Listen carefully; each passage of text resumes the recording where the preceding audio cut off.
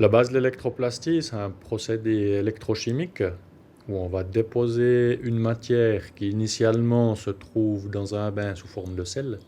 Et le passage de courant à travers le bain dépose des électrons de matière sur notre substrat. Dans notre cas, on travaille ce qu'on appelle au pendu.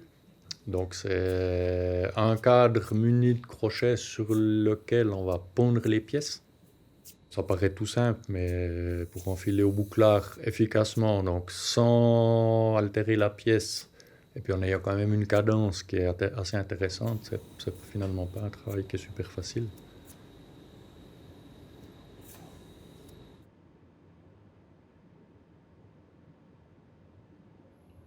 Ensuite, il y a toutes les étapes de préparation, parce que finalement, l'étape de déposition, c'est qu'un tout petit aspect de l'électroplastie. Sachant que toute pièce qui est plongée dans un bain, il faut vraiment qu'elle soit très propre. Il faut vraiment qu'on ait éliminé tous les films qui sont susceptibles d'altérer la conductibilité. Ça, c'est vraiment la phase, je pense, la plus, je ne sais pas si on peut dire critique, mais vraiment importante.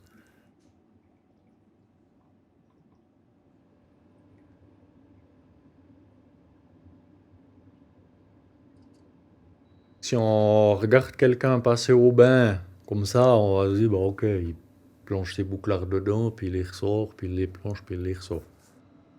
En électroplastie, je pense qu'il y a une multitude de petites facettes qu'on va pas forcément réussir à mettre en évidence, même avec une image, mais qui auront vraiment une importance particulière.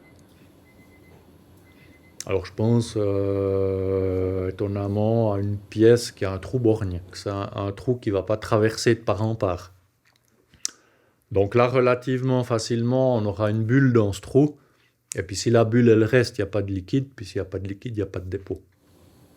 Alors c'est là qu'intervient tout le métier de l'électroplaste. Son expérience va faire qu'il aura une certaine interprétation de la pièce.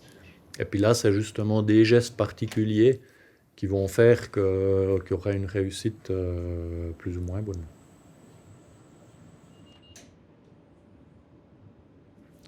Donc ça, c'est vraiment, là, c'est vraiment l'expérience qui fait